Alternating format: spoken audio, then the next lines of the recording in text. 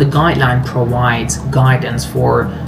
people from different levels and backgrounds and experiences. I think there were pockets of deep knowledge amongst the practitioners who habitually work with funders and who habitually represent funded parties.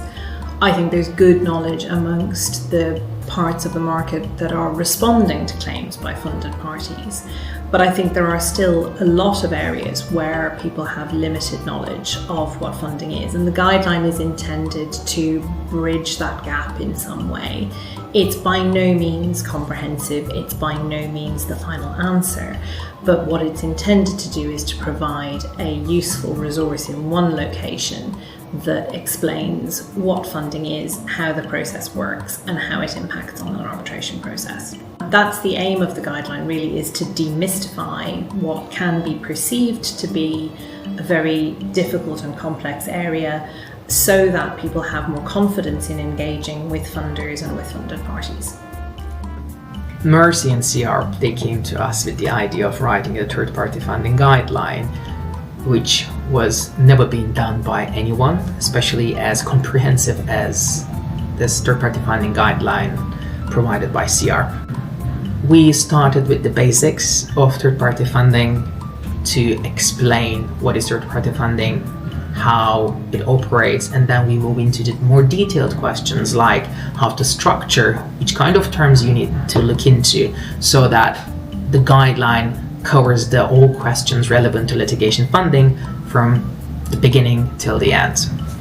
So I was invited to join as co-chair by FCIArb, and I was delighted to do so. I think I would describe myself as being someone who was perhaps less well informed about funding as an industry and in terms of how it's developed over the last few years, but I'm fortunate to know quite a lot of people who work in the funding industry, and I really felt that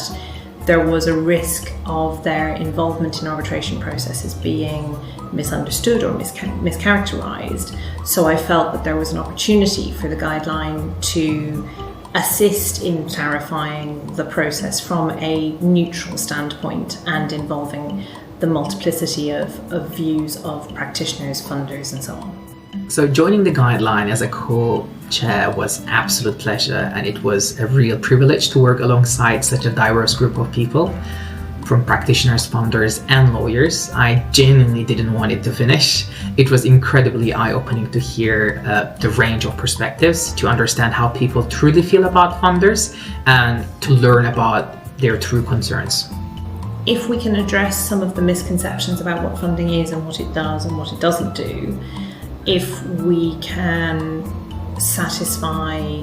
regulators, participants, tribunals that the involvement of a funder doesn't fundamentally change the nature of the case, I think we're in a position where confidence in funding as a mechanism to achieve access to justice, access to arbitration, is a very positive thing, and the involvement of a funder, I think, should be seen as a positive step forward for a party that might otherwise not be able to get a remedy.